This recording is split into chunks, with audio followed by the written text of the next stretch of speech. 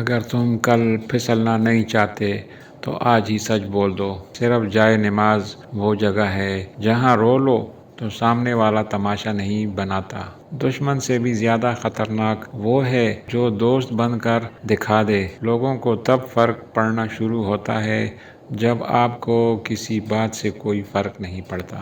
اگر اس دنیا میں خوش رہنا ہے تو یہ بات جان لو، تمہارے رونے سے کسی کو کوئی فرق نہیں پڑتا۔ ہمارے ہاں مختصر عرصہ کے لیے ایک انسان کو اپنی خواہشات کے مطابق چلانا، اس کو اپنا عادی بنانا، پھر عادی بنا کے چھوڑ دینا، اس کے احساس اور جذبات کی دھجیاں اڑا دینے کا نام محبت ہے۔ یہ جو بھیک سمجھ کر وقت دیتے ہو، نہ یاد رکھنا سدا کوئی بادشاہ نہیں رہتا۔ اپنے الفاظ کے غلام بننے سے بہتر ہے کہ اپنی خاموشی کے حکمران بن جائیں۔